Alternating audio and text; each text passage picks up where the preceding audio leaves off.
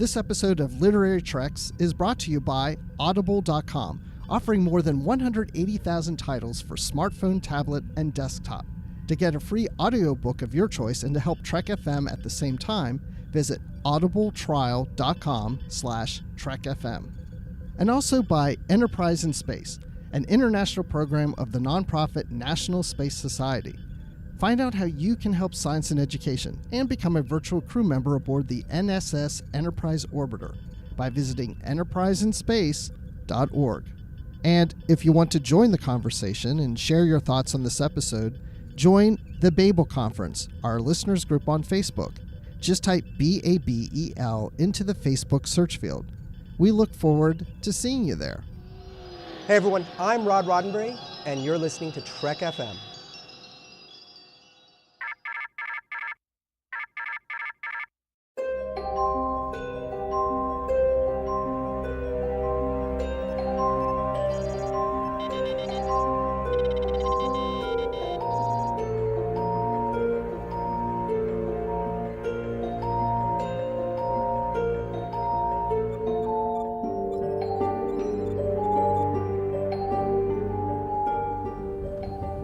Are you taking all these books? I thought I'd take some light reading, in case I got bored. Welcome to the edge of this galaxy, where we're going to talk about a special Star Trek book on today's Literary Treks. Hi, I'm your host, Bruce Gibson, but I don't do this alone, of course. It's got to take two of us to talk about Star Trek books. Please welcome Dan Gunther, who's always here and supporting and reading with us. Hey, Bruce. Good to be on the show again, as usual, talking about, I think, a pretty special novel this time around. You know what? I don't know if you know this, Dan, but there's a new Star Trek series out. What? Why am I always the last to know these things? I don't know. Maybe because you're in Canada and you don't have CBS All Access. You're looking in the wrong place.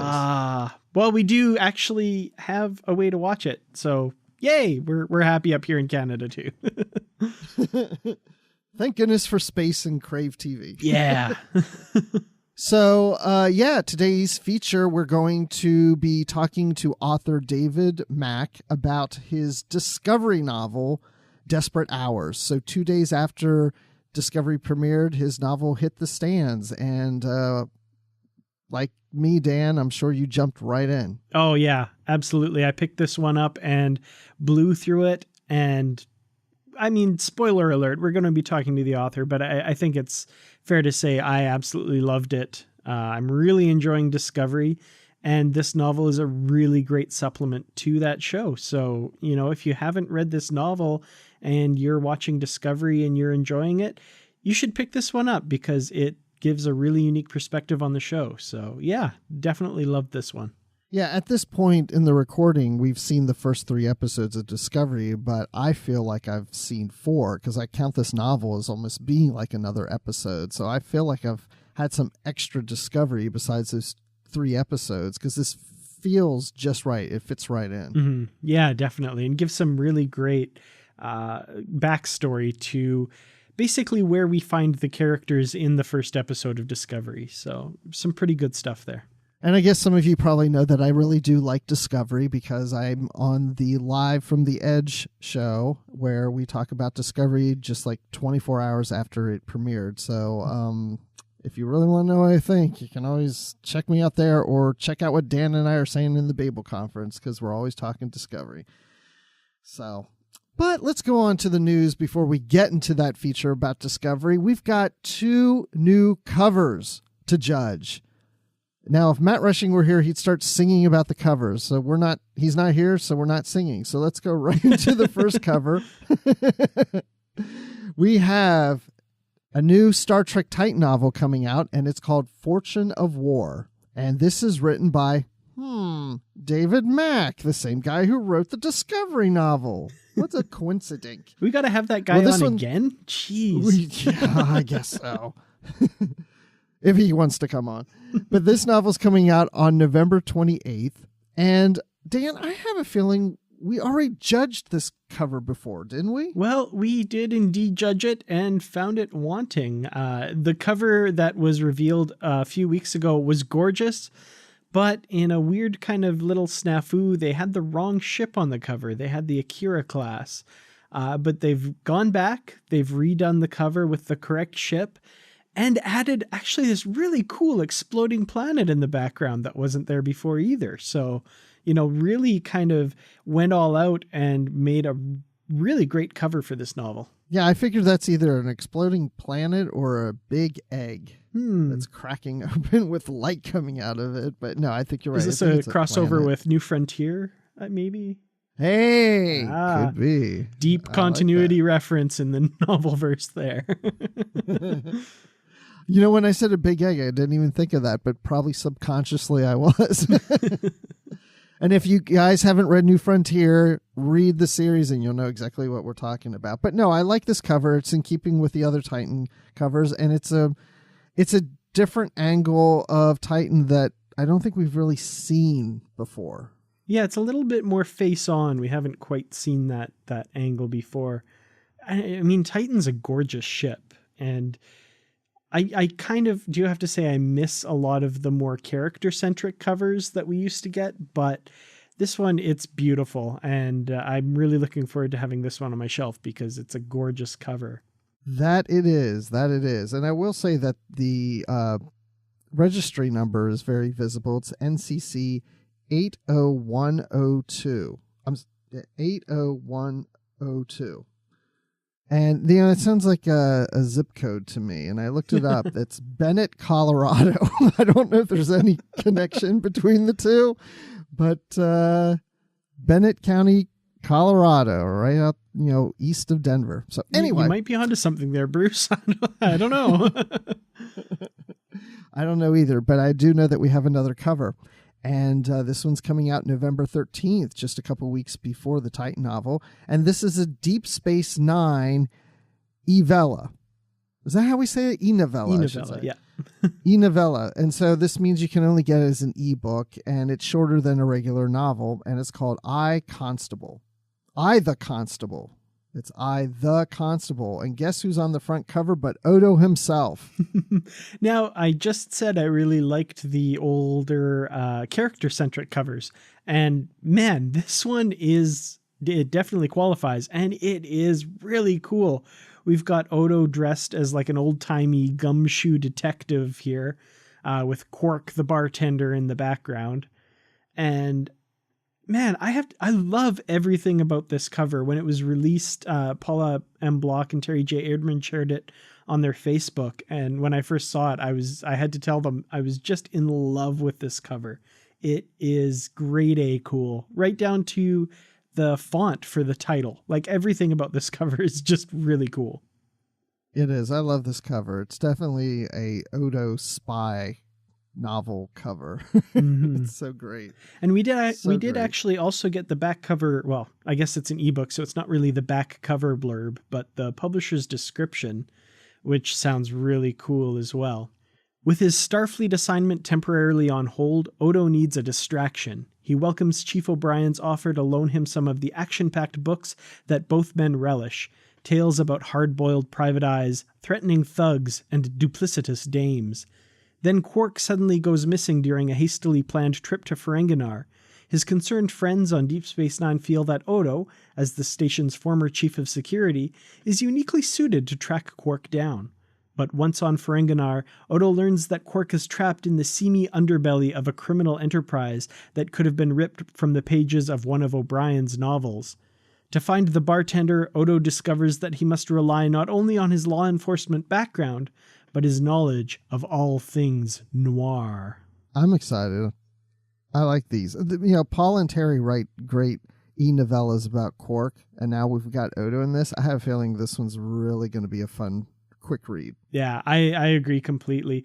And obviously, taking after the pattern of the Mickey Spillane novels that Odo liked in the series, I, the Jury being the most famous one. I, the Constable, obviously kind of a riff on that title. So I'm really curious to see what they have in store here. I think it's going to be a lot of fun. Well, I think everybody will know what we think because when the book comes out, we're going to review it. Of course.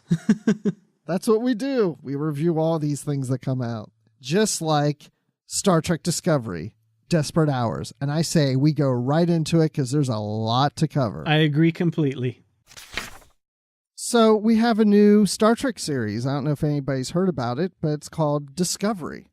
And what's unique about Discovery is it was followed 2 days later with an original novel based on that series. It's not a novelization on the pilot episode or any other episode. This is actually a original story to Discovery. And that book was written by David Mack, and it's called Desperate Hours. And so Dan and I would like to welcome David to the show. Hi, David. How you doing? Pretty good, and I'm really glad to be back. It's always fun talking with you guys.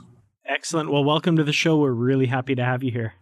Glad to be here. Yeah, I've been waiting for you to come on and do this show for quite a long time. I think we heard earlier in 2017 that you were doing this book, or maybe we knew even before that. I think it was announced last year, in fact. We announced it in September of 2016. I believe we made the announcement at Star Trek Mission New York. The deal was in process for a couple of months before Star Trek Mission New York, which took place in October or September of 2016. I can't remember which month. I think it was September. And we'd been negotiating the deal over that summer. And at the time, we had thought it was going to be this crazy rush job, and I was going to have to crank out a novel over the summer, and there were going to be all these hoops we were going to have to jump through to have it out in the fall. And then it turned out the show wasn't premiering last fall, and they said, well, we're going to premiere in January. And I thought, well, I'd still have to really work fast to get this book out, get it written in a matter of months and get it through production in time for the new year. And then the show got delayed again. And finally they said May, and then finally they gave up again. They went September 2017. So a full year's push from where we originally thought we were going to see this book. So it's been a long time coming. But in a certain sense, that time was needed by everybody involved. The show needed that time to become the show it needed to be. And I needed that time to write the right novel. Because we started out with a lot of false starts, a lot of ideas that didn't pan out. And as the writer's room changed its ideas, I had to change my ideas. So the delay works out, I think, for the best. I think we've got a better show because of it. And I know I wrote a better novel because of it. So how did you even get involved? Wasn't it Brian Fuller that reached out to you, or had the idea to have someone reach out to you? Well, the way it sort of happened was that Kirsten Beyer, fellow Star Trek novelist, was hired onto the writing staff as a staff writer. That decision was made by the executive producers, I believe, in January of 2016. And I didn't find out about it officially until about February of 2016. With Kirsten in the room, and with her experience in books and publishing and her general knowledge of Star Trek, she became the logical person for the producers to turn to as a liaison between the show and publishers such as IDW Comics or Simon & Schuster for media tie-in materials, and to a certain extent also for computer and video game products and mobile game products that are being developed in tandem with Discovery. Kirsten became the point person for all of that.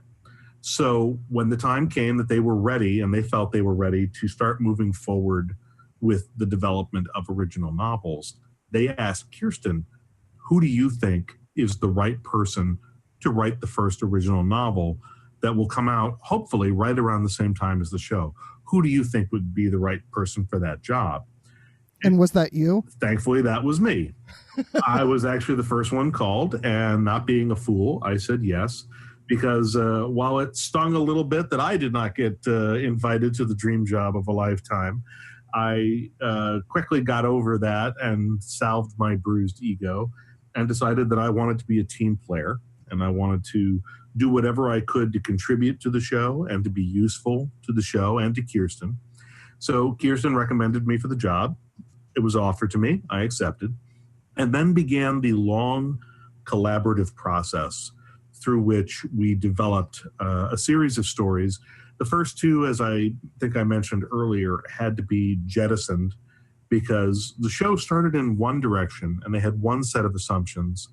And then after a couple of false starts, we had a request that filtered down from Brian Fuller. After we'd given up on our first two attempts, the first two were ideas that would have been stories about Michael Burnham in her youth, either as a child or as an adolescent, adapting to life on Vulcan and seeing some of these formative events from her life, the attack on the Daktari Alpha research outpost, the bombing incident at the Vulcan Learning Center.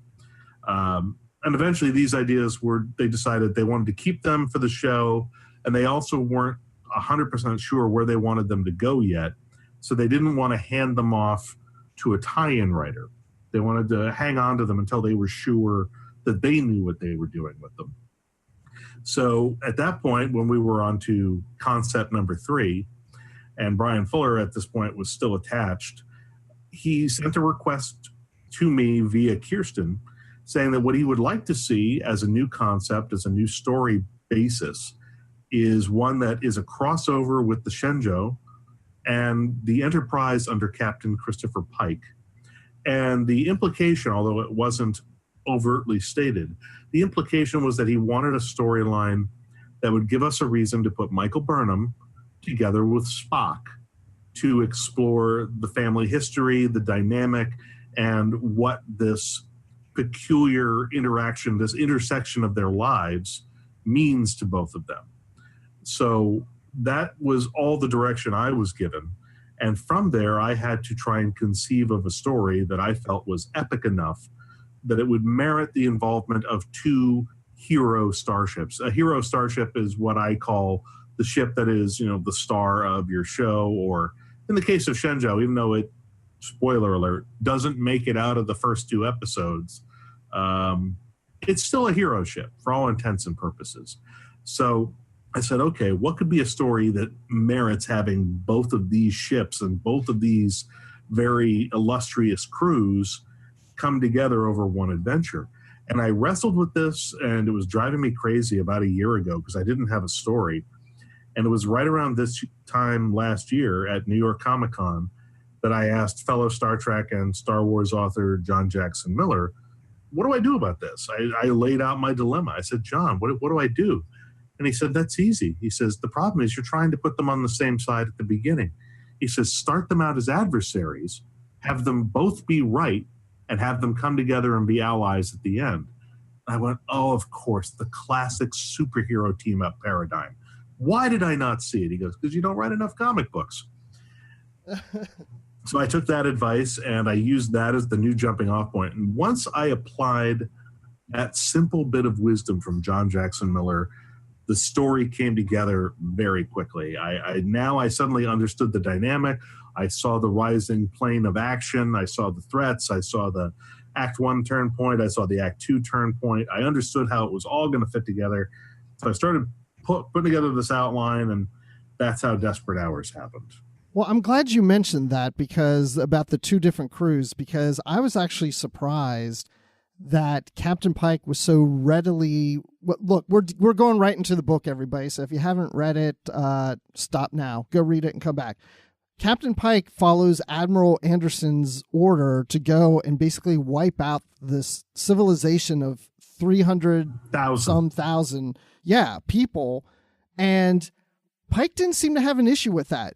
I mean, Captain Giorgio is actually, no, we got to try first. I would disagree with that characterization. Pike does not like it one bit, but he's a soldier, and he'll carry out orders because he understands it's been spelled out to him what the stakes are. There is essentially this seemingly unstoppable alien juggernaut on this planet, and if it gets off this planet, there are several other worlds nearby with much higher populations, much denser populations, far more established industrial centers that are all going to be at risk if this thing gets off this planet.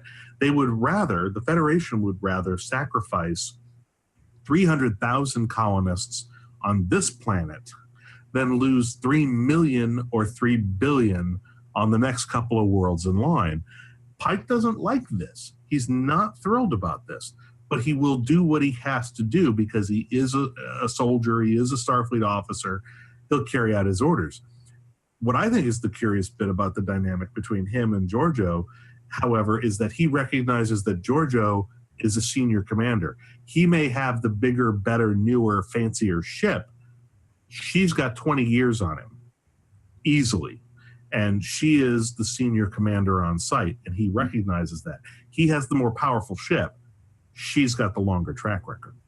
So do you think he was hoping she would step up, be more senior, and having him prevent doing that? Like, do you think he's kind of expecting she's going to resist it? Because obviously Admiral Anderson went after Pike because he knew Georgia wasn't going to do it. And maybe he was hoping she would figure a way out of it. Well, look at how effective Giorgio is in the book at dissuading Pike from carrying out those apocalyptic orders. She talks him down at least twice. And finally, in the end, he brings her around when, they seem to think that everything else has failed. The operation to the Leviathan seems to have failed. They're running out of time. The Leviathan is coming up to get them. At that point, she accepts, okay, if there is no other way, we do the ugly thing. We do what has to be done. But she talks him down off of the ledge at least twice.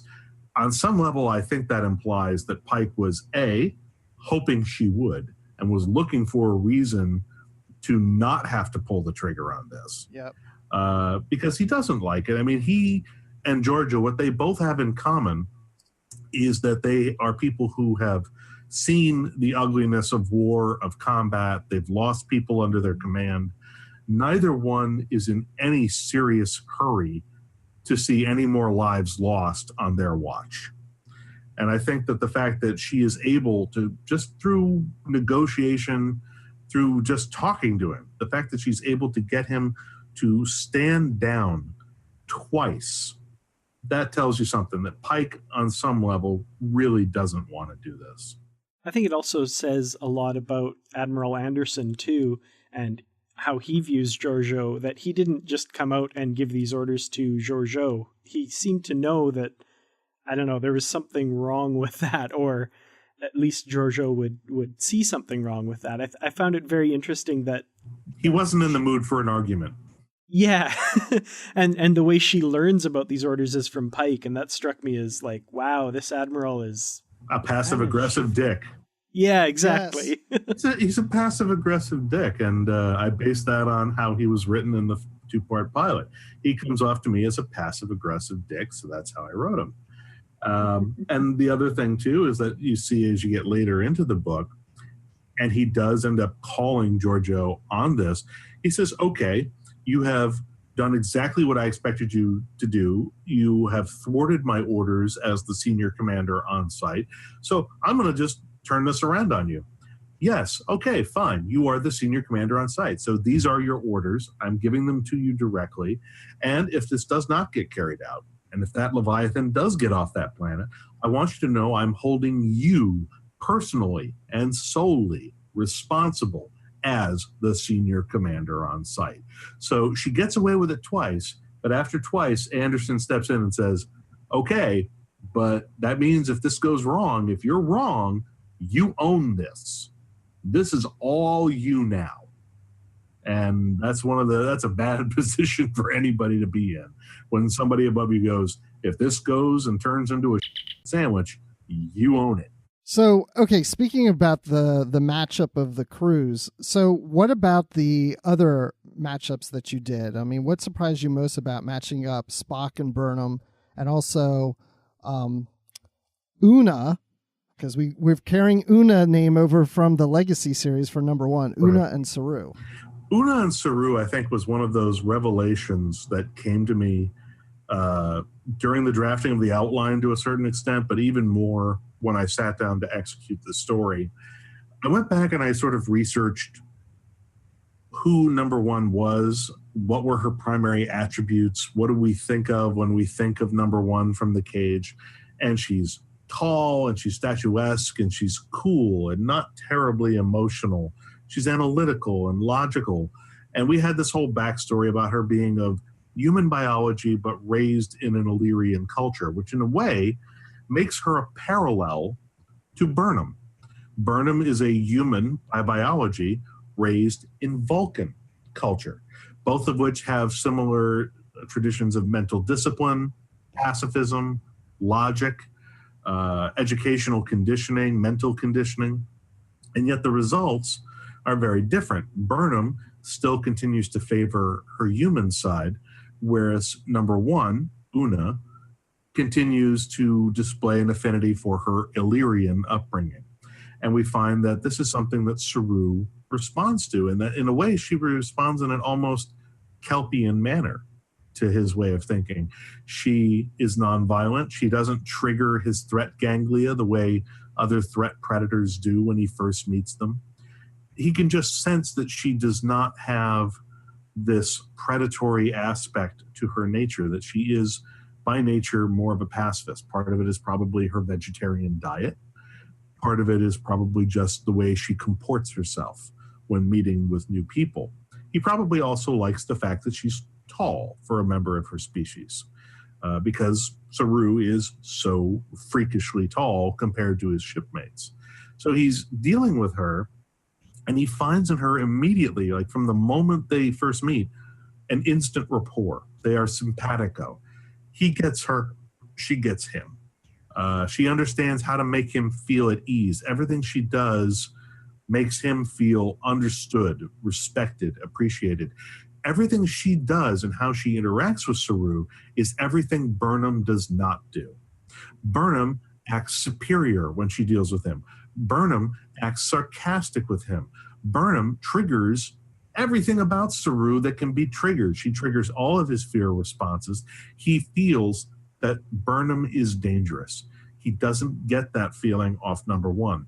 Number one is safe. She is dependable. She is someone who will protect him, not attack him. He's not in a state of rivalry with her the way he is with Burnham. And so what I found was that as I was developing this, I realized what was happening with Saru and Una is that after 7 years on Shenzhou, where he has been in a constant state of rivalry and mental conflict with Burnham, trying to win the favor and attention of Giorgio, the captain who sort of doubles as their parental figure. They almost have a sibling rivalry, Burnham and Saru. He suddenly finds himself dealing with someone who just treats him properly in a way that he doesn't feel he's been treated for a very long time. And he immediately gravitates to Una. He gets from her the approval, the understanding, the mentorship, the camaraderie, everything that he has wanted from Giorgio, everything that he might have hoped for from Burnham as a peer, he gets from Una. And as a result, he very quickly finds himself infatuated with her. He realizes if she were a Kelpian, I would fall in love with her. He absolutely adores her. He hero worships her from moment one. And I thought that that was an important thing to show, is that he has this side of him that is capable of love, of devotion, of adoration, that he is not just a nervous Nelly. He's not just, this, fight or flight response type thing, that there is more to him. And we see this in his rage when he gets passed over for promotion. Saru very quickly became my favorite character to write, just because I realized there is so much richness to him. There are so many layers. There are so many deep aspects to his personality, especially with the backstory about him being passed over. Like, he went through Starfleet Academy. He was trained on the command track. He has done his time in the junior ranks. He's come up the hard way. He thought he was going to have Giorgio as his mentor to guide him up through the ranks and guide him into command. And instead, starting 7 years before the Discovery pilot, suddenly Burnham comes aboard as a favor that Giorgio grants to her old friend, Ambassador Sarek. And suddenly Burnham, out of nowhere, is the favored child. Because, you've got two human women. They naturally gravitate to each other. They're the same species. They're the same gender, yada, yada, yada. And suddenly poor Saru is frozen out. He's got no emotional connection. He's adrift. He's struggling to be noticed. He's struggling for approval. And he's constantly getting the short end of the stick. So when he finally gets somebody who appreciates him, He lights up. It's sort of a way of glimpsing at the potential that we're going to see in Saru starting in episode 103. Put Saru in a situation where he is respected, where he is appreciated, where he is given the proper power and authority that he has earned, and Saru will flourish. He is a fantastic officer, a fantastic leader waiting to happen, but his potential was diminished because he was overlooked. He was unfairly overlooked. He was passed over. He didn't get the chances he deserved. So that's what the whole thing with Saru and Una was about. And then Spock and Burnham, well, we can go into that if you want. That's a whole other can of worms. I'm going to go ahead and assume that anybody who's reading this book and listening to this podcast is also watching the show and caught up to, you know, where we are and stuff. At the time of this recording, episode 3 has just aired. And one thing I want to mention is this book gives such a great context, like you said, to that episode in particular, because of this initial competition between the two of them for the first officer position. To see that role reversed now in the series is really fascinating. Exactly, because this is the role that Saru believes he was meant for. He had put in all his time, all this effort, and you had Burnham come up behind him in the ranks. And I think I addressed this in the book. He has a moment where he was even able to rationalize it and emotionally cope with it when she caught up to him at the point where she was a senior tactical officer, he was the senior science officer. They were both sort of in the command track. And then what happens is about a year, in my book, which is set 1 year before the pilot, is that at the same time, the Shenzhou's executive officer, its first officer, an Andorian, and its second officer, a woman named Itzel Garcia, both leave together at the same time. The former XO is now going to take command of another starship, and he's taking the second officer with him as his new XO. So now the first officer and second officer billets on the Shenzhou are open, up for grabs. And Saru has every reason to think that after everything he's been through and the seniority he has amassed, that he deserves to be in the XO spot, and he would not object whatsoever if Burnham had been installed as second officer. But it works out the other way. She leapfrogs him. She moves into the XO spot ahead of him. He gets put into second officer, which to him is cold comfort. It's like winning the silver medal when you knew you won the race by 10 meters. It doesn't feel good. It's not a comfort. It's an insult. But he deals with it. Yeah, and that is what makes that episode 3 so more powerful when Saru says, first officer Saru. It's like, aha, I'm where I should have been the first time. Exactly. And I had that in my mind because I had read episode 103. I think that by the time I finished the last of my revisions on the book in June, I believe they were up to about episode 108 around that time. I think I'd read up through 108. So my book is consistent with the show and reflects what I knew of the characters' arcs and journeys through episode 8 of the first season. Yeah, so when you're ahead of us because you know what's coming up in the show because you're writing the book, but you haven't seen any of these episodes or any clips. I mean, you're writing this book based on just script. You hadn't seen the actors act it out. Is that, I mean... That's correct. That is correct. Okay, so I had no... What's the challenge with that? Well, it's a nightmare. I mean, all I had to work from, especially in the early days, were just scripts. I had some concept art. I had some sketches. I had some schematics that had been drawn of props. I saw some early sketches about the bridge layout and some early concept art on interiors for Shenzhou. And by about the time that I was writing the book, they had finally started production, and I started to see set photography, and I had to modify certain details as I went along. I had to modify my description of Saru after I had already started writing the first third of the book. I had to go back and revise it to reflect how tall he was, to reflect the peculiar nature of his stance, because of the way that, his shoes, reflect that kind of hoof-like structure of his feet. I had to revise my description of his threat ganglia, which from the original story outline documents to how they executed the prosthetics changed dramatically. Like originally they were in one part of his head, then they moved to a different part of his head. Now they're behind his ears and yada, yada, yada. I had to revise my description of the color of his skin. I didn't know the color of his eyes until I saw the screening a couple of weeks ago. So if I don't mention the color of his eyes in the book, it's because I had no idea what color they were going to settle on. His eyes were colored in post. In the set photography, you can't tell. So I had no idea. I had no idea what any of the actors' voices sound like, except for Michelle Yeoh and, to a lesser extent, Sonequa Martin Green. I had a sense of her because I knew her work on The Walking Dead. And, of course, I was a big fan of Michelle Yeoh for many years. But most of the rest of the cast, including the minor characters, for instance, I had no idea what they sounded like. I had no idea what I was dealing with. I took my best guess. I tried to match the voices as they were established just in prose within the scripts. I tried to find whatever the unique tics were or quirks were to a particular character's dialogue and try to capture that when I would render their character. But we're working just from scripts and set photography and sketches.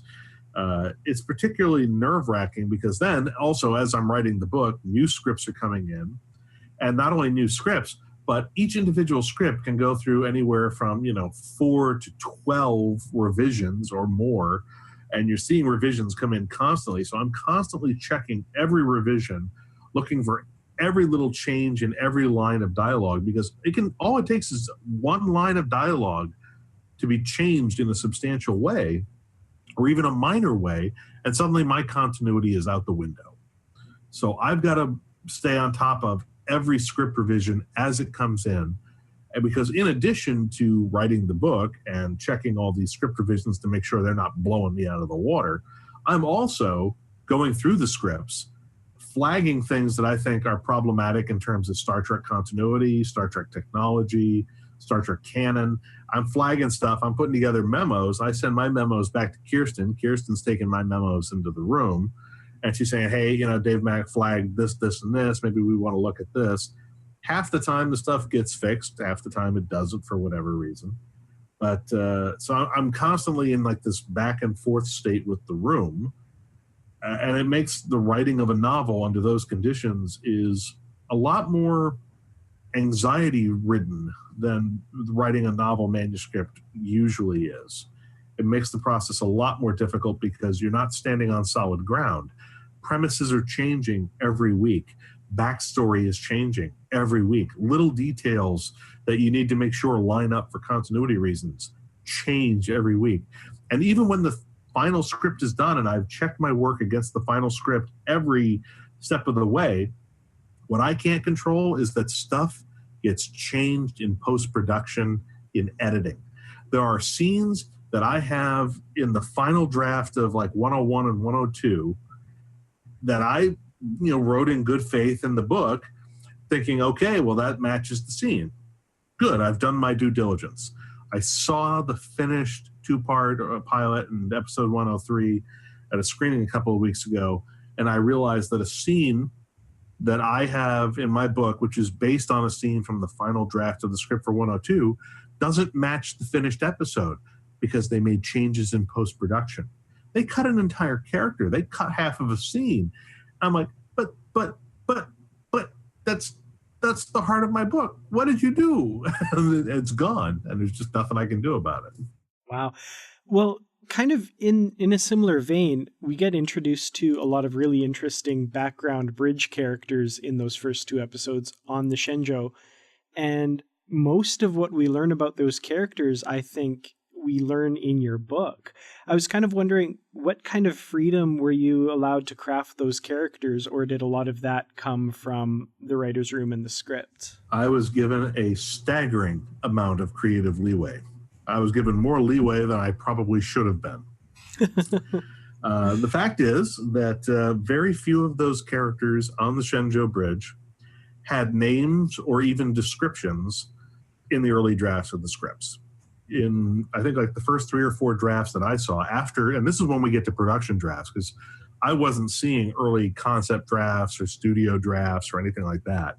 I didn't see stuff until it had been approved by the studio and was being set up for production. Even in early production drafts of the first 2 episodes, they had con officer, tactical officer, life support officer, engineering officer, operations officer. None of these characters had names. And they had the captain referring to them by their duty station, not by name. And I thought, well, okay, in a TV show to a certain degree, you can get away with that. In a novel, you really can't. I can't have these be faceless, job-performing automatons on the bridge. It doesn't work. They have to have names, personalities, histories, backstories. I explained this to Kirsten, and I said, do I have a certain amount of carte blanche to just create a bridge crew? Even if it doesn't match your bridge crew, can I at least create one that I can use in the books? I'm set a year before the pilot. If my crew doesn't match yours, well, then we'll just say that in the ensuing year, these people transferred off the ship. How about that? She goes, that's fine. Do what you want. Make a crew. So I wrote up a crew, and I did it just the way I did it on the Star Trek Vanguard saga. I wrote a little mini-series Bible. And I started with the characters I knew, Captain Philippa Georgiou, First Officer Michael Burnham, Science Officer and Second Officer Saru.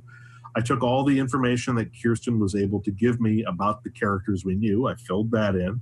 I found photos of them in the set photography, plugged those in. So we had photos of them on the bio page. And whatever I was allowed to create, I added little details about the background on Georgiou that Kirsten gave to me from a bio she had written up. Same thing on Michael Burnham. She gave me information that Brian Fuller had written up and stuff on Saru. And then for the rest of the crew, I just started making people up. I made up a communications officer. I made up a junior ops officer. I made up a couple other guys. I started filling in names, and then they started casting. And I was sending my bios and my character descriptions to my editor and to Kirsten for approval, because Kirsten is the media tie-in coordinator, etc., for the show. So she had to sign off on this before I could use these characters. And it was a funny kind of a coincidence where she really loved the bios that I was writing for these minor supporting characters who were just going to be the little people on the bridge. And then she said, well, we started to cast. How would you feel about tweaking some of these names and some of these descriptions to fit our casting? I can send you photos and names of who we're casting. Would you mind adapting the bios to fit the casting? I said, I'd be happy to. So she sends me over the info. And so I create, the character of Troy Januzzi, who they changed his name to Yanuzzi because nobody could say Januzzi for some reason. I created Kayla Detmer, the helm officer. I created Cameron Gant, the tactical officer. I decided that the blue guy with the plugs in the back of his head, his name is Troke. And I made up a species. I think they're like a genetic cousin of the Bolians. They're Tulians or something crazy like that. And I filled in they had invented characters like Connor, who in the pilot is Ops, but in my book is, a year earlier, he's the captain's yeoman. I describe him as a force of nature.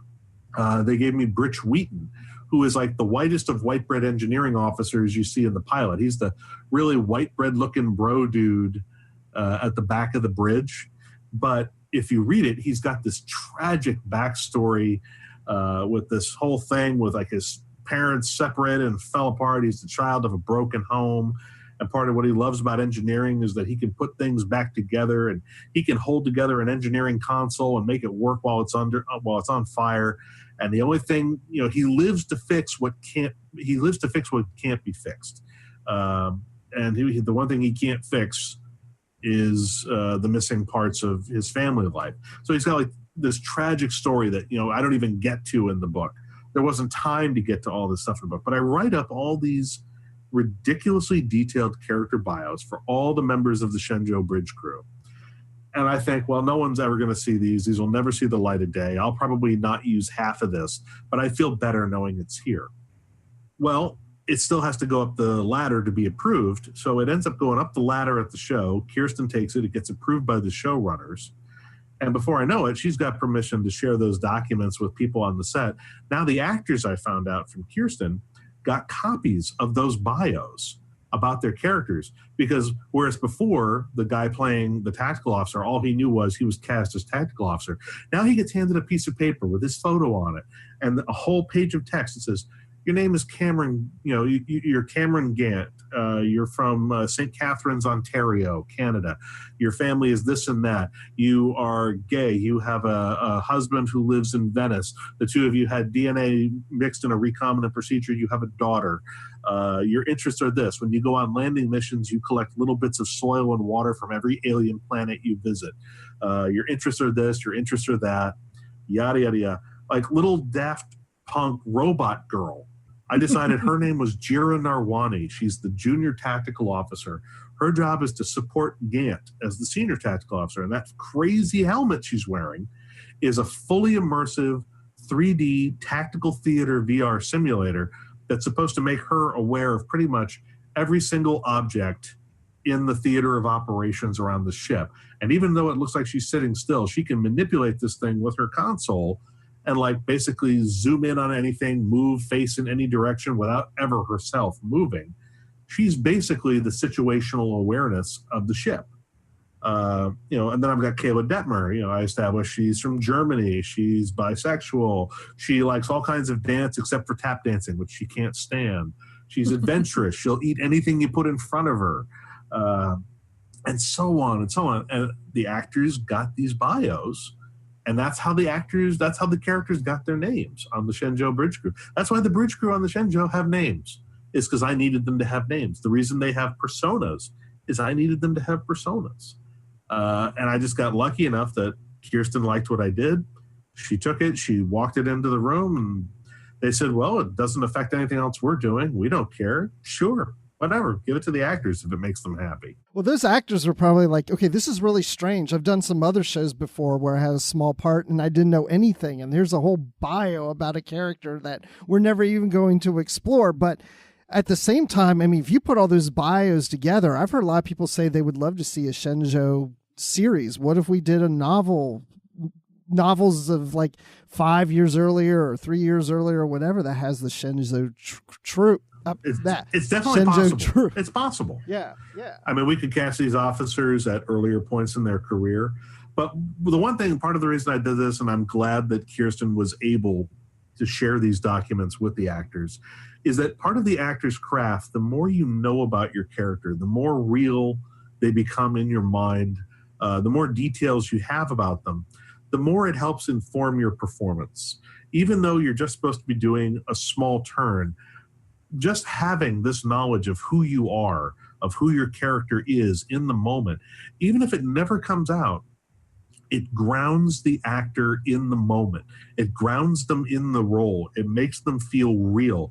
You're not just con officer anymore. You're con officer Kayla Detmer. You're from Dusseldorf, Germany. You're an adventurous eater. You like dance. You're bisexual, yada, yada. All these details, they add up in her mind so she can put this, the actress, for instance, Emily Kusa, I believe is her name. She can take all this information as she will. She can incorporate what parts of it are useful to her as an actor. And she can say, okay, I now have this understanding. I am this person now. I ground myself in this person. And now I'm ready to do my job and be in the scene. And it allows them to make that mental shift from I am so-and-so the actor to I am so-and-so the character. Well, and as fans, we like all that detail too. We want to know every bit and piece of every character that we ever see on Star Trek. I mean, that's why we read these novels.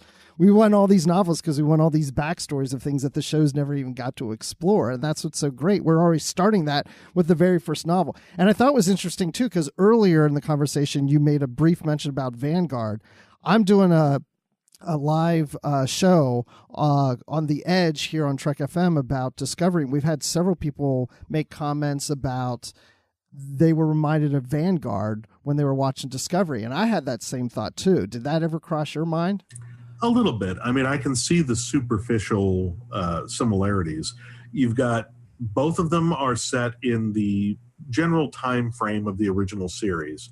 With Vanguard, we were set contemporaneous with the original series. Discovery is 10 years before, but it's a similar era of history. Both have a darker, grittier more politically realistic feel than the original series did. They're less campy than the original series. Both deal with high technology. Both deal with mysteries, with some sort of great mystery that a secretive and top secret group of Starfleet specialists has been tasked with investigating, but also with keeping under wraps. And you've got the Klingons involved. The Klingons were a big part of the landscape in Vanguard. And I think that it's a natural comparison, although I think that if you were to start getting down to the nitty-gritty of execution, of characters, of character arcs, I think the two are very different.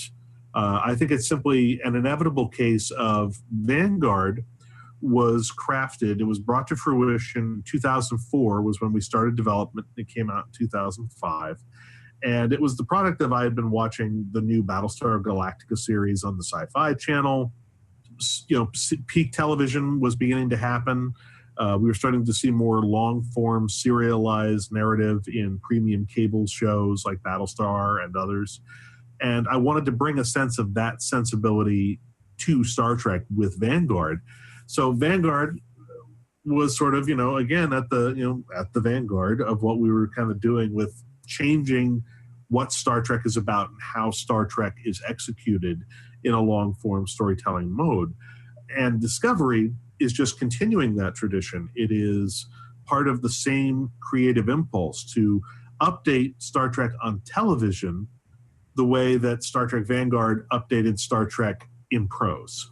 Right. So both were inspired in the same manner. Yes, I think both are a reaction to the shift in the television landscape, the shift in long-form storytelling, a shift toward more grim and realistic depictions of politics, of military consequences, of social orders, of interpersonal conflict.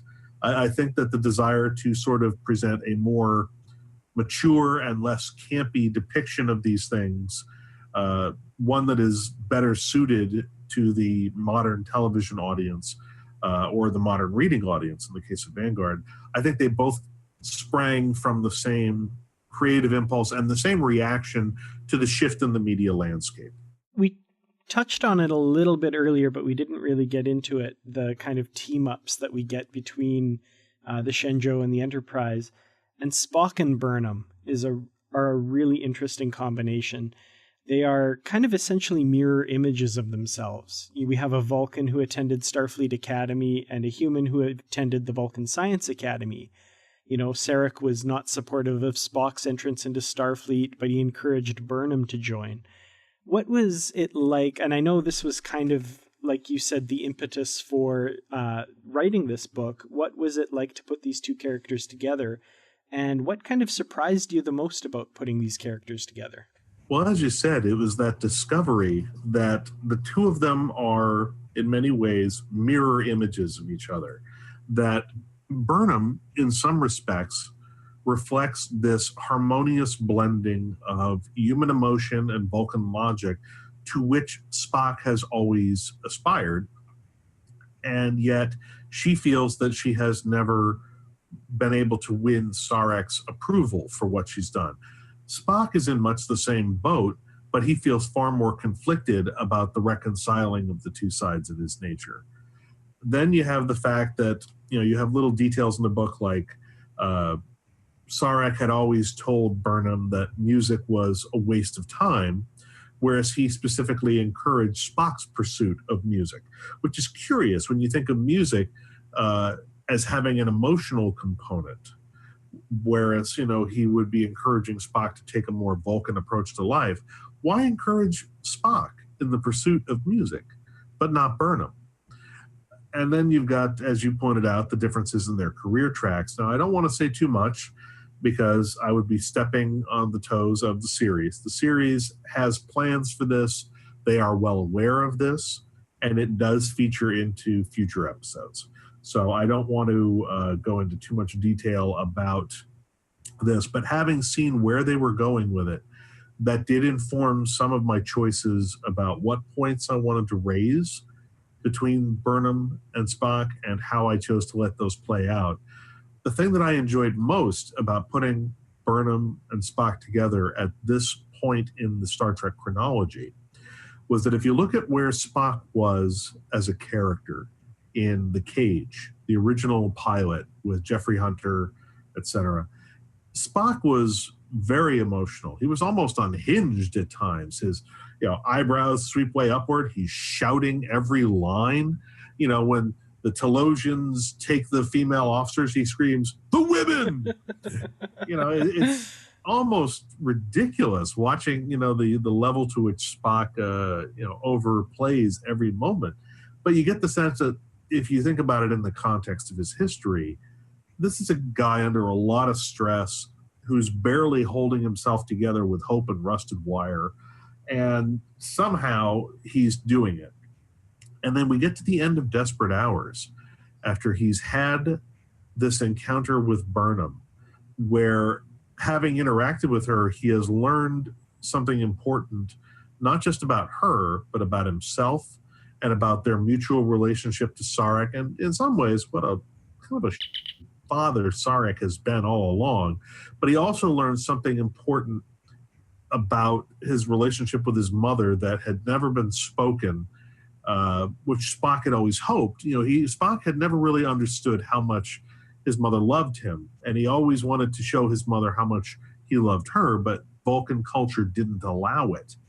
And then he sees, in Burnham's memory, all these great moments of affection and devotion that Amanda showed to Burnham, and it raises this specter of resentment in Spock until what he finally has explained to him by Burnham. She says, "Don't you understand? Those moments were never really for me. The only reason she shared those moments with me was because she couldn't share them with you. She simply had all this affection, all this love that had nowhere else to go. It didn't go to me because I deserved it. It went to me because she couldn't give it to you." And once Burnham sort of lays that out for Spock and helps him to make his peace with it, number one, Commander Una actually has a comment to Spock at the end of Desperate Hours where she says to him, "You seem calmer. You seem more centered in yourself." And he doesn't want to talk about it. He doesn't get into it. But you get the sense that because of this moment of intimate mind meld connection he has made with Burnham and the truths that it has revealed to him about Sarek, about Amanda, about his relationship with them and her relationship with them, and what it all means and what the context is that he didn't have before, it has allowed Spock to find a measure of peace that he did not have with himself and his life. He still has not forgiven his father. He still has a great deal of resentment for the way his father has dealt with him. And to a certain extent, maybe even a degree of resentment now on behalf of Michael for the way Sarek has treated her. It's certainly plausible going forward from this point, as it was stated in Journey to Babel. This is part of why Spock doesn't talk to Sarek for 18 years. They hadn't spoken in 18 years by Journey to Babel. So it's possible that we can see that this moment, although it is important to helping Spock achieve a measure of peace and self-acceptance, it only deepens in some degree his grudge with his father. I was really interesting to me because we talked about sibling rivalry earlier, and there's that between Spock and Burnham. Right. And they seem to think the parents favor one over the other, and they're having that same reflection to each other. And I'm also curious more about Sarek, the way Spock resents Sarek, but I also feel Berman kind of, in a sense, also resents Sarek, but for different reasons, or maybe very similar. But it's like Sarek treats them differently, and I don't know.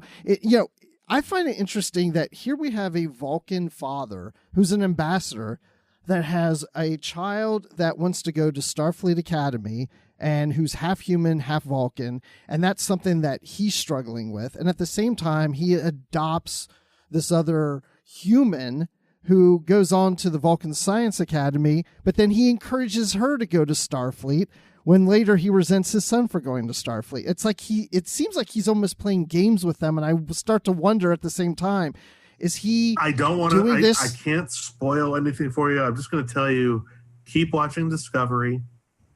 This is this is a key point that they're going to address with the Sarek character. The reasons for those decisions, the reasons why those decisions seem to be contradictory but are really not, is all going to be explained. I cannot tell you why. I cannot tell you how. I will not tell you in what episode it will happen. I will tell you that these are valid questions. You are right to ask them.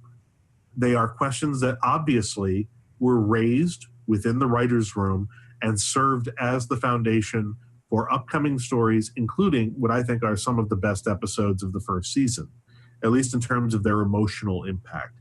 So I cannot answer those questions for you now, and I don't want to speculate upon them because I don't want to do anything that could step upon or spoil what is coming up in future episodes. I will tell you that your questions will be addressed, and I'm hoping that you will find the answers as satisfying as I did. And once you see how they play out and you understand the full context of how they played out, you will, as I did, go, oh my God, of course. Well, let's not get into it right now. I don't want to speculate because even if you guess right, I can't tell you if you're right. So let's just move on from that. Well, Okay, we'll to move coin a on, phrase, fascinating. That's cool. I'm really looking forward to that. Great stuff coming. The first season of this show is just so good. Everybody on this show basically brought their A game. It just gets better and better. And wait until you see Kirsten Beyer's episode. If the show executes as well as the script, I mean, her script actually made me cry. It was beautiful. The ending of the script is heartbreaking.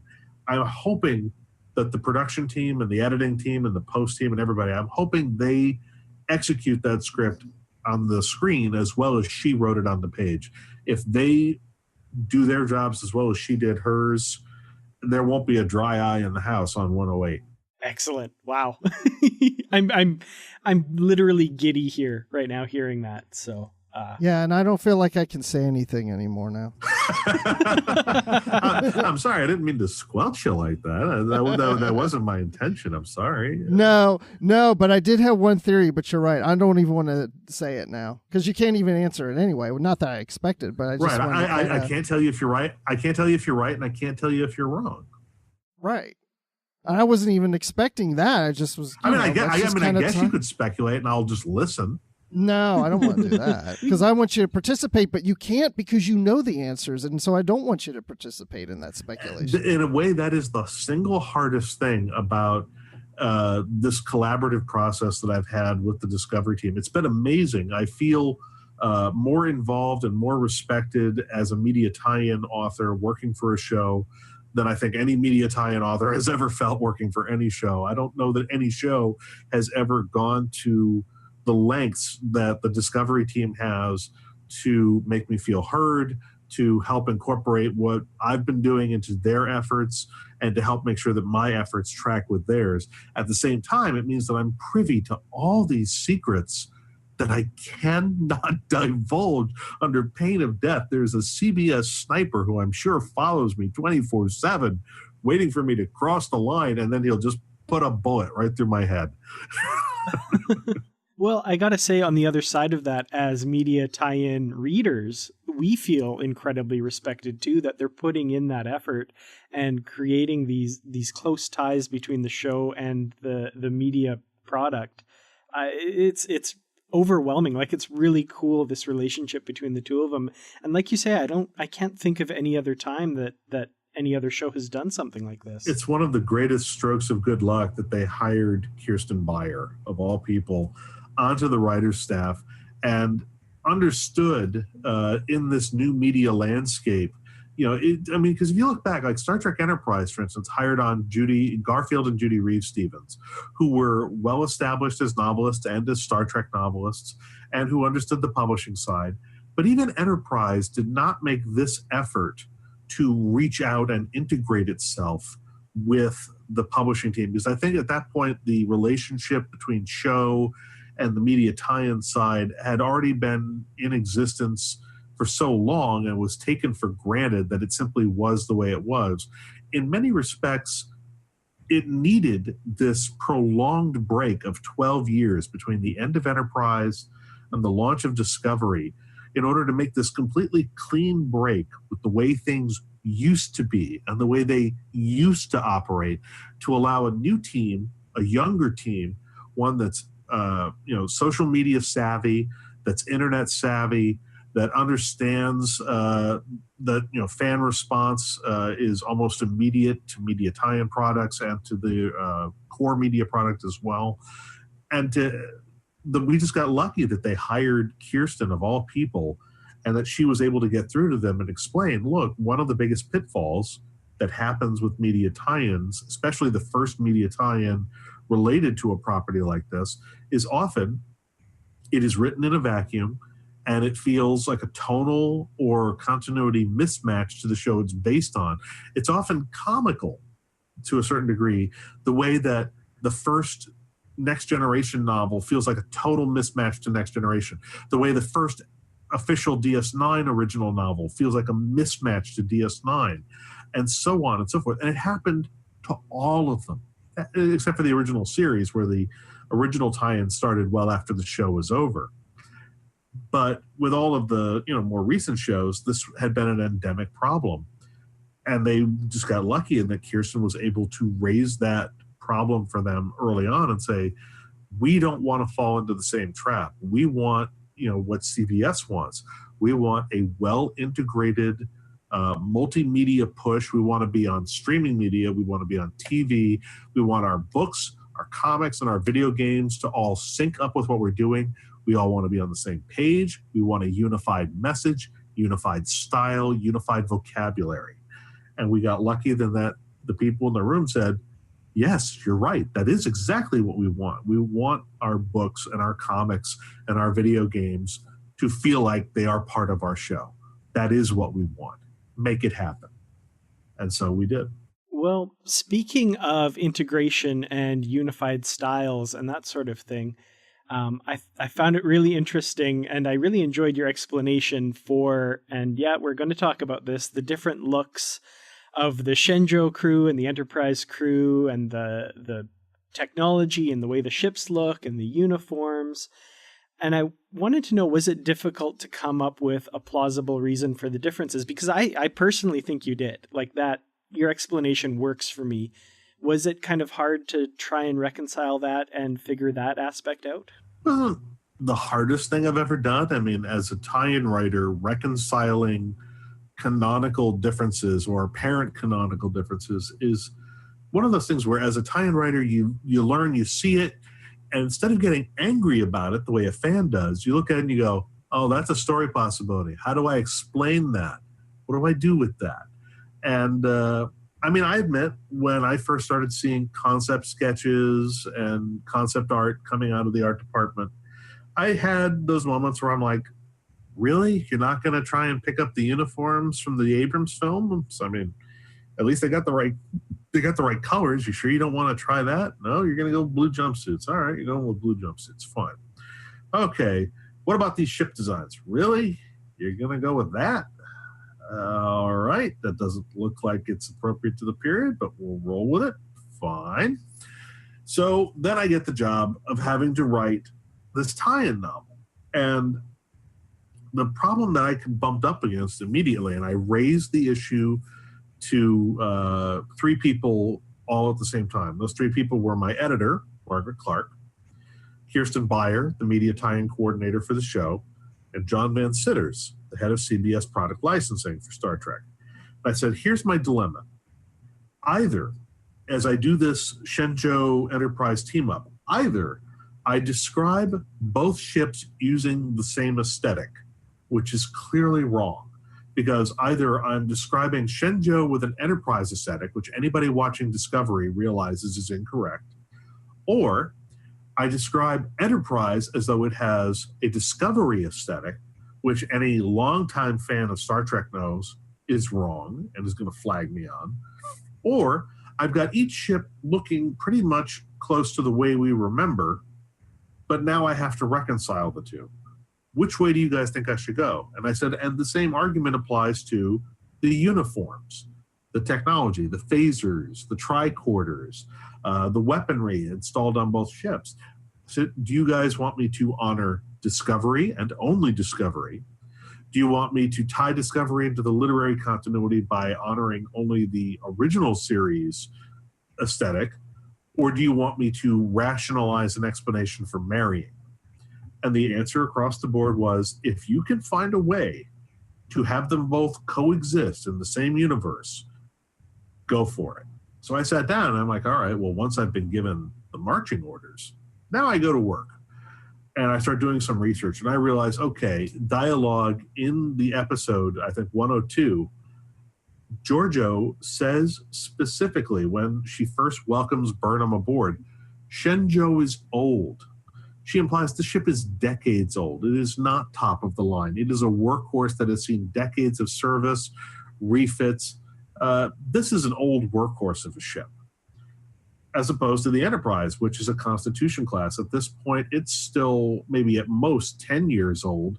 It's the crown. It's one of the crown jewels of Starfleet. It's one of the 12 Constitution class ships. These were the rock star ships of this period of Starfleet history. These are the ships everybody wants to serve on. So I'm like, okay, let's assume that Shenzhou is maybe 50, 60 years old. Enterprise is barely 10 years old and, you know, represents the apex of Starfleet tech at this time. How do I reconcile the fact that Shenzhou has holograms, holographic comm technology, whereas Enterprise is still using a flat view screen? How do I get around that? And I realized, well, first of all, we know from, it even says in the scripts, the holograms are glitchy. They have little dropouts. They sometimes drop, moments of time. They stutter. Like, okay, this is clearly an imperfect, immature technology. So what I have, and it's basically done as a throwaway line from the point of view of a civilian who's hacking into Shenzhou's comms. Holographic comms are data hogs, and they're also insecure. They have crap encryption. They're easier to break. They're bandwidth hogs. They're basically a pain in the ass. Enterprise doesn't use them. Sure, it only has a flat screen display, but it is secure and it is fast, and it works much better over long distances. Basically, you've sacrificed 3D for 2D, but you've gotten better security and faster transmission time. And really, who needs the frickin' hologram on your deck, on your bridge anyway? So that's how I get around the hologram. And then, for instance, the difference in weapons tech. At one point early, I think in the first episode, in Vulcan Hello, Shenzhou, Burnham refers to Shenzhou's weapons as phase cannons. So they're still using like Enterprise-era phase cannons, probably a pretty good version of them. I was told to change it to phasers when I was writing the book. It's sort of inconsistent. I got mixed messages on that one. I did the best I could to reconcile it. But I addressed this by having a moment where in the final battle in the book, where they're battling with the Leviathan, Shenzhou crew fires off its weapons. They think they've landed a really great hit. They're feeling really proud of themselves. Then they watch this blue beam from the Enterprise's phasers just carve off a chunk of the enemy ship. And they all just look at it like, holy shit. What did we just see? Enterprise's phasers can do that? It's like that moment of reverence and awe on the part of the Shenzhou crew realizing, holy f***, the Enterprise is amazing. We are completely outclassed. Oh my God. I loved that moment. That was I was grinning at that point. Because, I mean, that's the feeling they should have. I mean, regardless of whether you say one is old, one is new, one looks like it's more advanced, the fact is that the characters in universe, I said, I'm going to address this by having the Shenzhou characters show the appropriate degree of reverence and awe for the power and the majesty of a Constitution-class starship. That is the sort of thing that in universe, those characters, when they're confronted with a Constitution-class ship, the jaw should just hang open. It should just be one of those moments where you're like, wow, that thing is power and beauty incarnate. Wow. So that was sort of how I got around that. The uniform thing was actually remarkably easy. I did a little bit of research. I talked to some friends who were, have more military experience than I do. And it turns out that there's plenty of real world precedent for stuff like this. Real world militaries at any given moment, any given military probably has anywhere from 3 to 6 duty uniform variants that are approved for use. There isn't just one uniform standard. Most militaries have anywhere from 3 to 6 or even a dozen. Plus, most militaries have special uniforms that are set aside for elite units, special units, diplomatic units. For instance, classic example, the Green Berets. Green Berets, right there. They have their own special uniform code. They wear the beret. They have a special dress uniform. They don't look like anybody else in the service. They're one unit. So if you can have a special unit like Green Berets that have a whole uniform under themselves, why not say that the crews of the 12 Constitution-class starships, the 12 most revered and powerful ships in the fleet, they get the special duty uniforms. They get the diplomatic uniforms, the cool ones with the nice turtlenecks and the new trousers and the shiny boots. They get the really good-looking ones. The rest of us have to wear these stupid blue jumpsuits. But man, they get the nice sweaters. I bet those are even more comfortable than what we're wearing. They don't have zippers. Yeah, we have pockets, but they don't have zippers. I'm glad we're having a clothing conversation about zippers and pockets now. No, but the uniforms, I like that reasoning because we kind of saw that also with Next Generation and Deep Space Nine. They had different uniforms. Yeah. You had, even within DS9, there were different units, like different Starfleet crews would come on board, and they'd be wearing the next-gen style uniforms, and then the DS9 crew would have their uniforms. And I even saw an article about this recently, I think on StarTrek.com or maybe another site, which actually had a breakdown of the different insignia. Like there's this thing that has a lot of fans up in arms about, why does the Discovery crew have the Arrowhead Delta insignia? Only the Enterprise crew had that. Well, actually, no. According to memos that were sent by Bob Justman to William Ware Theiss during the production of the original Star Trek series, the Arrowhead was actually for Starship personnel. Not just Enterprise personnel, all Starship personnel. There were different insignia for personnel on merchant marine vessels. There were different insignia for Starbase personnel. There were different insignia for a fleet admiral on field duty as opposed to an admiral or a commodore on Starbase duty. But then there was one screw-up, I think, where they used the wrong insignia for somebody, I think, either in Tholian Web or some other episode.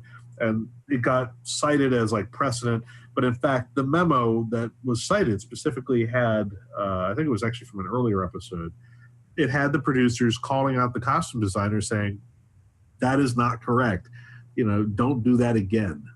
So the Delta, the Arrowhead Delta, although there was, some visual information that suggested each ship had its own insignia, that was actually considered an art department or costuming department screw-up. In fact, it was the intention on the part of the producers during the original series that all Starship crews had the Delta, had the Arrowhead.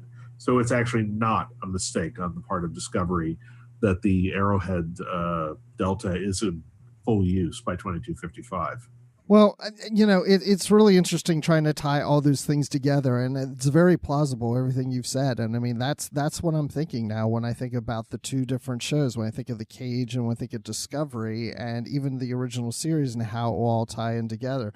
But, one thing we didn't really get that much into is the overall storyline of your novel. Is there anything you want to tell us about the whole story, about the, the drilling down in this alien vessel and so on and so forth? Where'd you get those ideas from to come up with the story? Well, obviously, I think the BP oil disaster in the Gulf several years ago informed that choice. I wanted there to be this clash between the colonists and the people coming to rescue them. The idea that you want to call for help, but you know that on some level you're a criminal, and if you call for help, you're going to jail. So I had the situation where they have this history of falsified reports. They've covered up the fact that they know there was probably a prehistoric indigenous culture. They know that if this gets revealed, they won't be allowed to do their mining operations. So they bury the information. And they go on with their mining. And they're looking for, various minerals and rare deposits and whatever. And they think they found a particularly rich vein of this, and they drill into it. What they've actually drilled into is an alien living starship that they wake up and which runs amok and starts destroying things, and they end up having to call in Starfleet for help. It's, a pretty straightforward science fiction plot as that goes. The idea that I had was the notion that this thing is sort of a cultural tester. It was sent out by something called the Turanian Dynasty, and it looks for worlds that would be potentially good imperial subjects, and those that have something to offer, such as people with talents that make them useful as soldiers, diplomats, spies, whatever. It tests them to see whether or not these are people that should be brought in and subjected to service. And if they'll serve, great, you put them under your flag. And if they say no, well, then they're a threat and you annihilate them. So it's pretty straightforward, I have to admit, as a science fiction plot.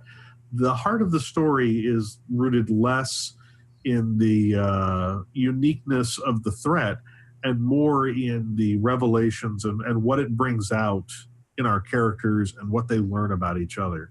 One aspect of the story, actually, I really liked, and like we said, we're spoiling the whole thing, talking about the ending here, was when the colonists take the Starship medical teams hostage.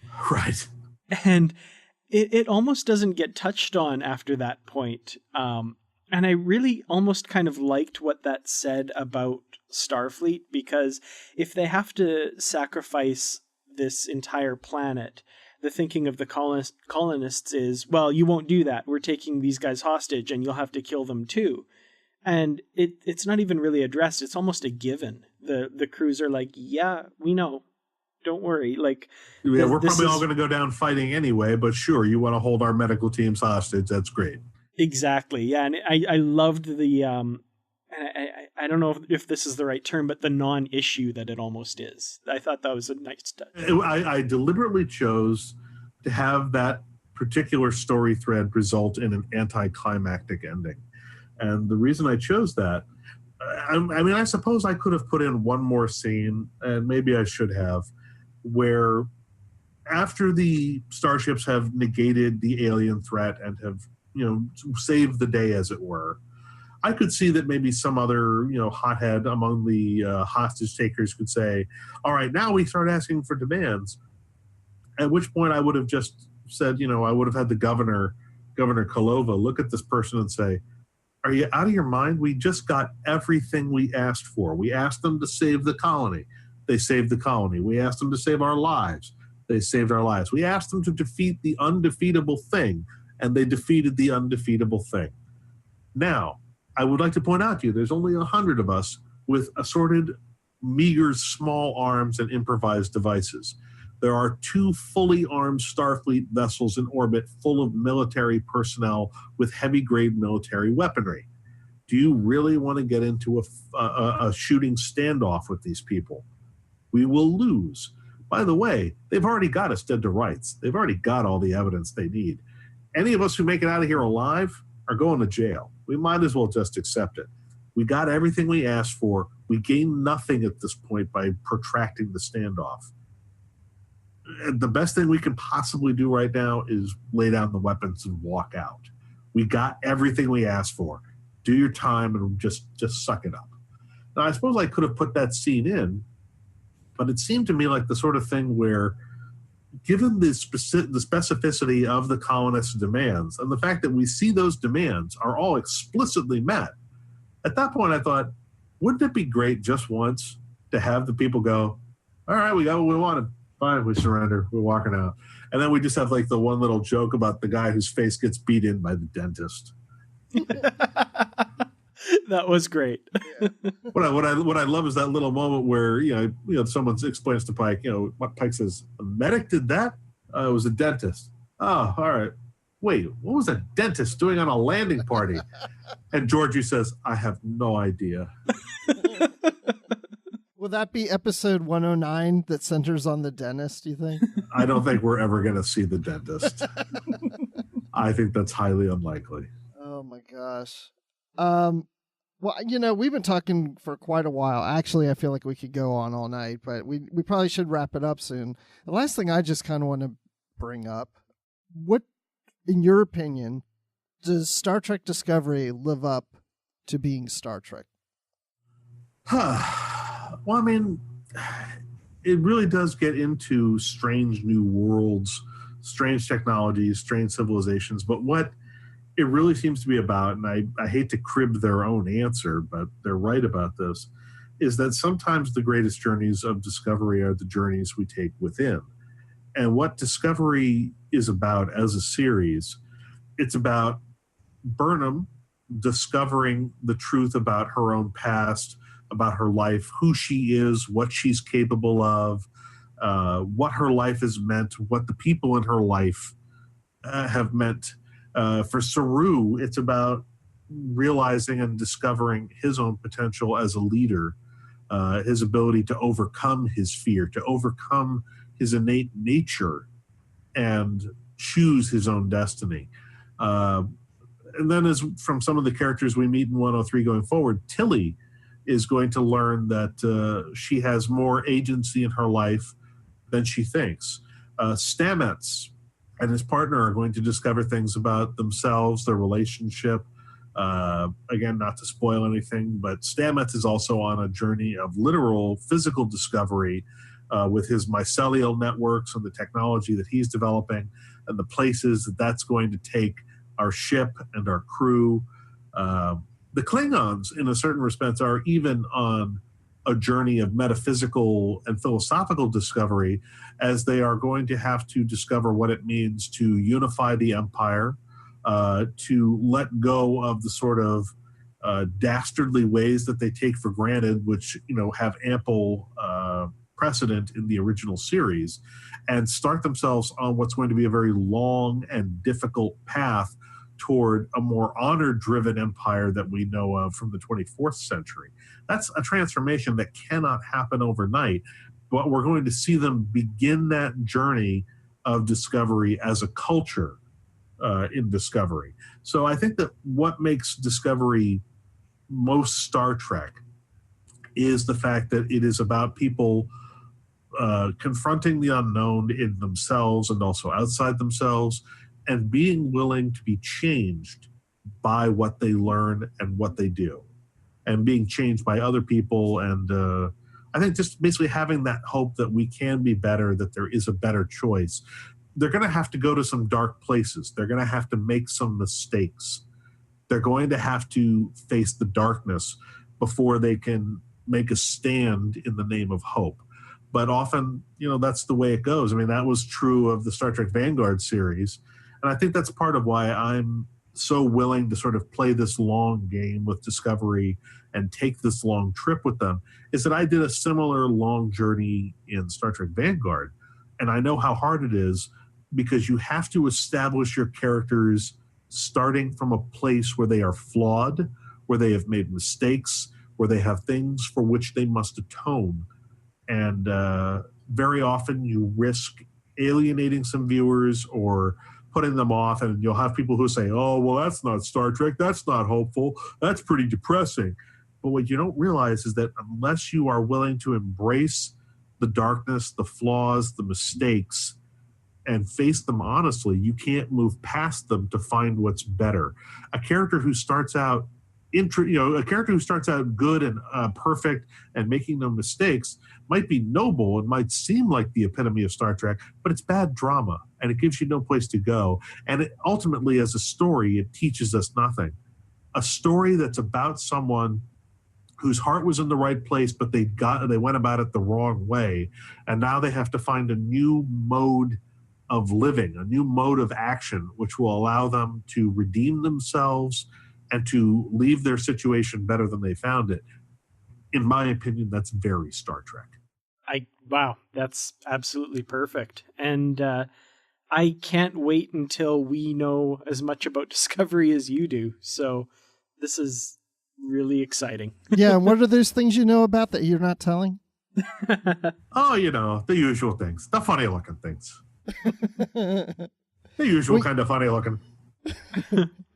One final quick little question, and it's a question that I think we all know the answer to, but it's one that continually gets asked on Facebook groups that I'm in, and we get asked this a lot, and let's get the definitive answer out there right now. Is your novel, Desperate Hours, canon?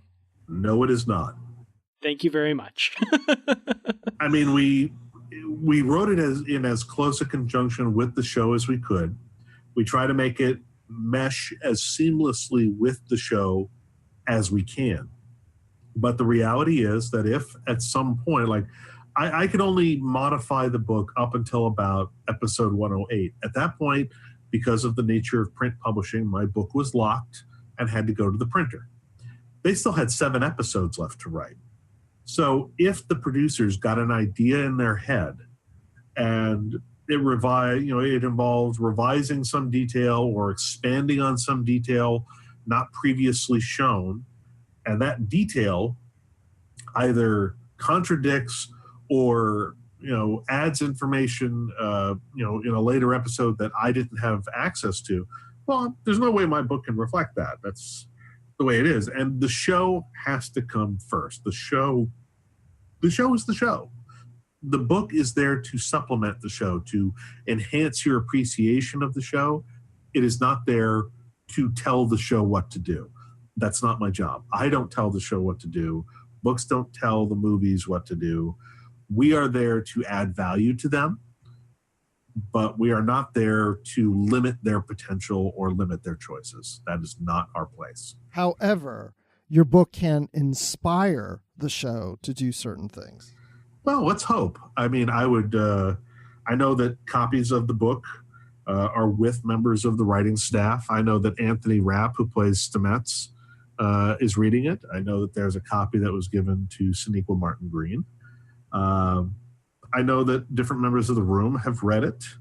I can't name names, but I know there was at least one member of the room who was extremely frustrated by it because it means I took the idea he wanted to do for an episode.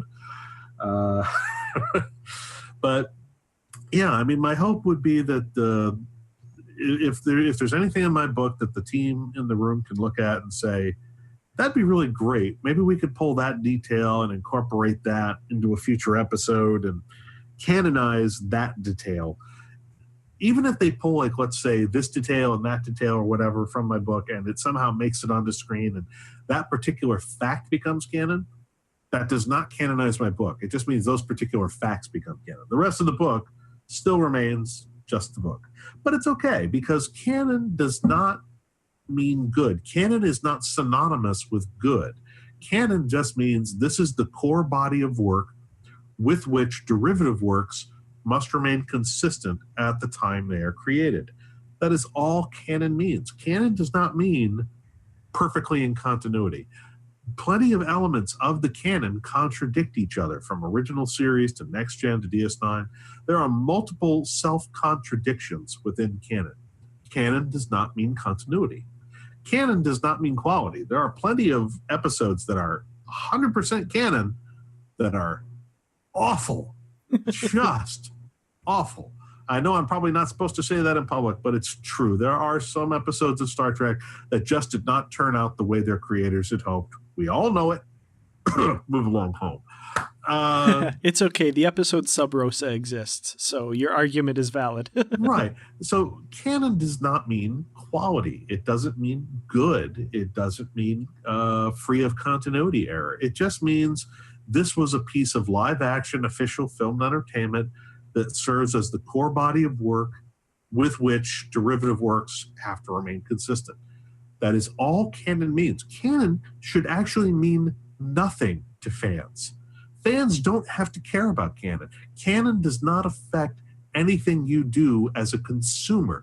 As a consumer, you can enjoy any aspect of Star Trek, whether it's comic books, novels, short stories, fan fiction, art, whatever enhances your love and appreciation for the stories that are told.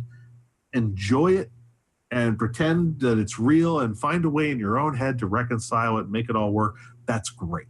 The only people who have to worry about what canon is are people like me who have chosen to embrace the madness of trying to create derivative but officially licensed works. Like a lawyer, I have to be able to cite chapter and verse and precedent and explain my choices to the licensing department, my editor, and the show. I have to be able to, show that I have precedence for the things that I'm doing. If you're a fanfic writer, you don't have to worry about that. You don't care what canon is. You shouldn't have to. You don't have to. Forget about it. It doesn't affect you. If you're just someone who wants to love the stories that you read and you want to pretend they all happened, or this one happened and that one didn't, you know what? Go ahead. It's okay. Nobody gets to tell you which stories you want to believe. You could watch an episode of a Star Trek series and go, I don't buy that for a second. That's crap. I'm going to pretend that one didn't happen. You, as a consumer, have that right. You can do that. I, as someone trying to work from that body of canon, I can't choose to ignore it. I can't pretend that didn't happen. I have to work around it and make excuses. You don't have to. You can love Star Trek any way you want to love Star Trek. From your lips to every fan's ears, thank you for that. You're very welcome. Yes, I'm very pleased with that answer because that's what I try to tell people, but I don't do it as well as you do. So I'm glad you said that. I'm just going to have to keep that recording and play it. So lots of practice. Obviously, yes. One of my favorite parts of the book, since we're ending the show now, and I think I speak for Dan too, we really enjoyed the novel, and it really ties in well with Discovery. But one thing I like about it, at the end of the show, we then ask the authors if they have something else coming out. And, the very last page of your books has the about the author section. And that's where you get this, bibliography of just all the works and a bio about the person. Yours is David Mack wants you to buy his novel, The Midnight Front. I wanted to get right to the point, and I didn't want it to get lost. It didn't get lost on me. Yeah, so I guess you have that. I've been doing really short author bios in my Star Trek books for several years now, and most people don't seem to notice them. They say things like David Mack performs his own stunts, David Mack abides, David Mack remains a fugitive from justice, David Mack remains a mystery to science, David Mack, I think I have a Titan novel coming out in 2 months called Fortune of War, and my about the author page, and that just says David Mack is, and then it's a black bar with white type that says redacted.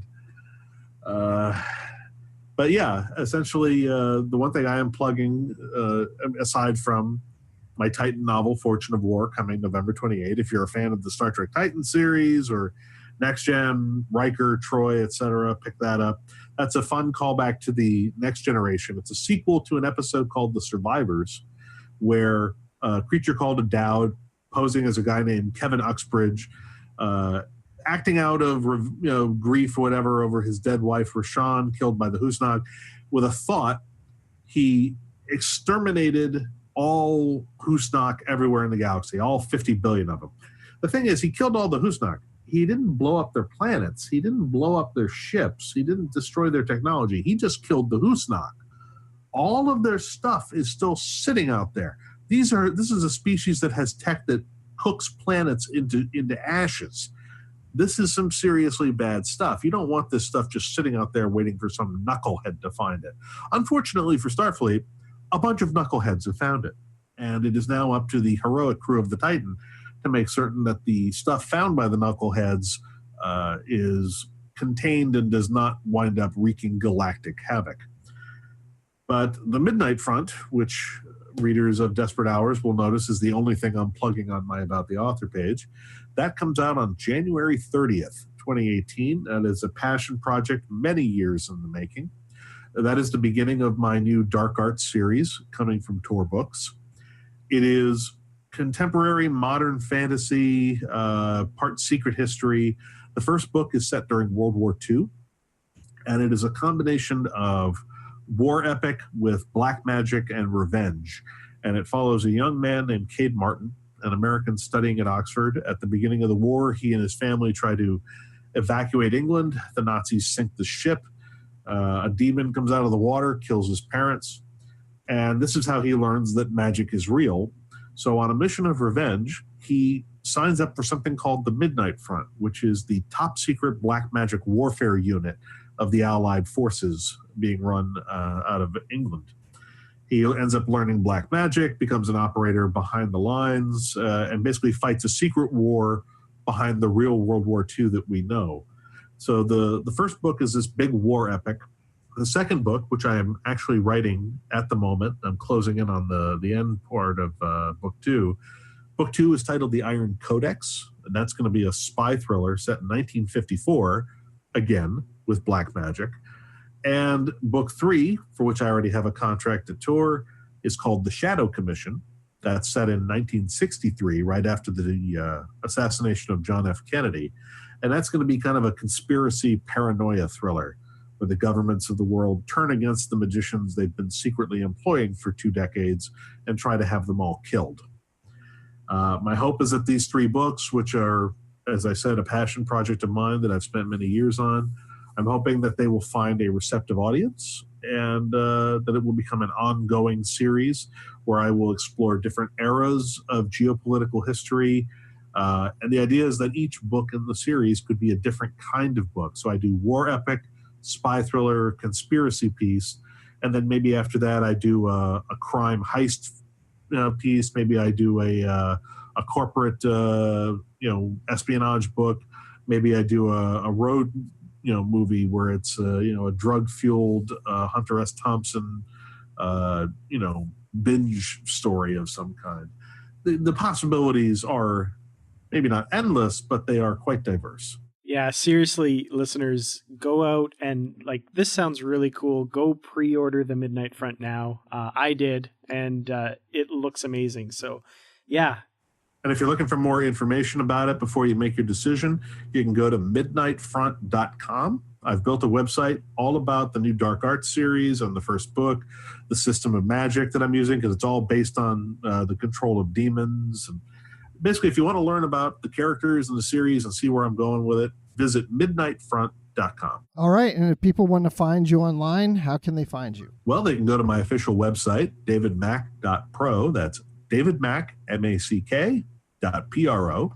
You can find me on Facebook at facebook.com/TheDavidMack, or you can find me on Twitter at David Allen, ALAN, Mack, MACK. Well, thank you for joining us. Again, really enjoyed the book. Mm-hmm. Seconded on that one for sure. And we'll probably talk to you next time about Titan. Yep. I suspect it won't be very long before we're talking again. Over the past few months, we've done the first novels of each of the respective Star Trek series, but it's so rare to get the opportunity to do the first novel of a new series that's actually a brand new novel and a brand new series. What a great time to be a fan of Star Trek and a fan of the Star Trek novels.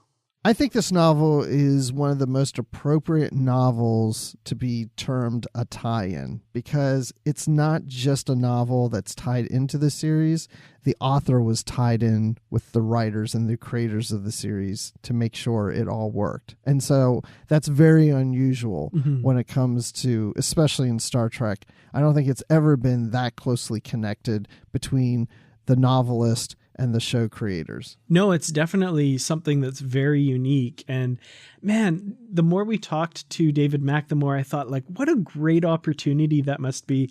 But also, like he talked about with the press and stuff, it's got to be a little overwhelming as well. Yeah, and he's not the only one, because then we're going to get a second Discovery novel after the new year, and written by Dayton Ward. So he's kind of in the same boat that David has just gone through. So it'll be interesting to hear about that book when it comes out. And when we have Dayton on, I just assume Dayton will come on, but, just kind of hear about his experiences too.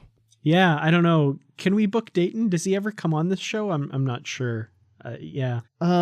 He may not come on the show that often, but he's here on the show all the time. If that makes sense to anybody, if you listen to past episodes, you'll know what we're talking about. But Dayton Ward isn't the only thing we're talking about.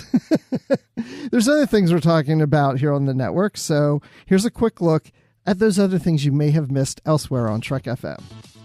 Previously on Trek.fm, the 602 Club. And this is happening a lot more in the Star Wars books, and I think it's because it allows them freedom, which is to do books that become character studies. And I think it's very clear that this book, in a lot of ways, is a character study of who this person is and what it is that causes the actions that we see in The Force Awakens to make more sense. Stage 9, a podcast about the people who make Star Trek. By getting people like Braga to come on board and work on this show, what they're going to be doing is deconstructing that thing that they did for all those years on Star Trek. Earl Grey. Is there anything else we need to add, or do we think that's the... Are we going to cure Riker, or?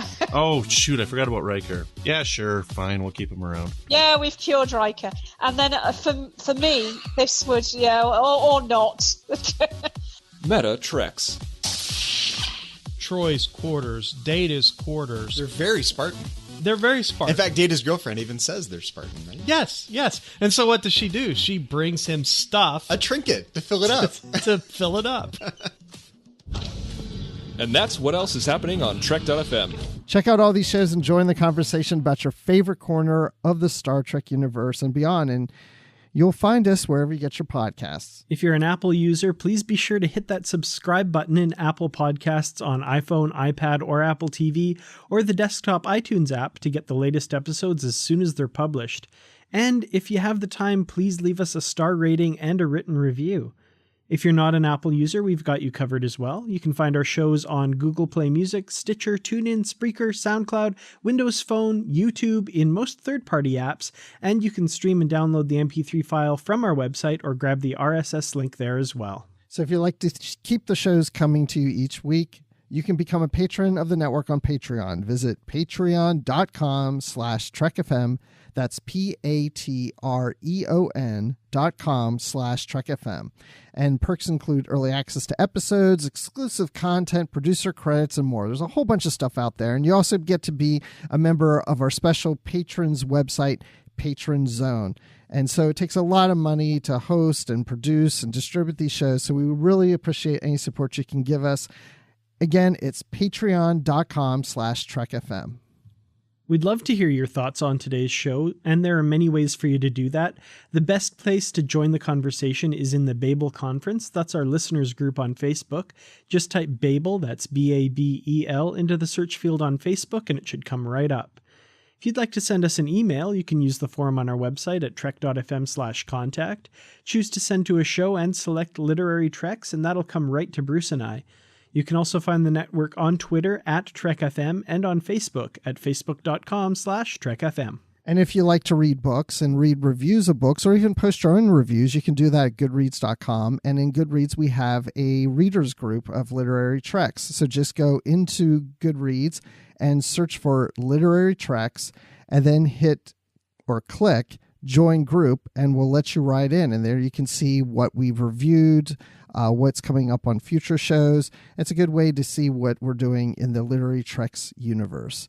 And we'd like to thank Ken Tripp, Greg Rosier, Brandon Shea-Mottola, and Justin Ozer for their support of the Trek FM network and being associate producers for Literary Treks as well. So Dan, when you're not running around trying to decide which uniform, Discovery or Enterprise to put on, where can people find you? I mean, it's so tough. Comfortable pullover or weird flashy thing with little symbols all over? I really don't know. But when I'm not trying to figure that out, you can find me on Twitter. I'm at Kertrats. That's Kertrats. I'm also on YouTube at youtube.com/KertratsProductions, facebook.com/KertratsProductions, and of course you can find me in the Babel Conference. And Bruce, when you're not navigating the insides of a weird alien spacecraft, mind melding, and trying to get around weird tests, where can we find you? I feel like this probe is testing me right now. And I guess when I'm being tested, I feel like I need to tell you where I am. So you can find me on Twitter at Admiral_Rex. You can find me here on the Trek FM network doing our Live from the Edge show where we talk about Discovery on Monday evenings right after the premiere on Sundays. And that's with Brandy Jacala. And check it out. It also is released as a podcast. And you can hear me talking Star Wars on the Star Wars Report podcast at starwarsreport.com. And, of course, I'm always in the Babel Conference, too, with Dan. We're just always happy to talk to everybody in the Babel Conference about Star Trek stuff. So thanks, everyone, for listening. And until next time, live long and read on. What do you call that, light reading? To each his own, number one.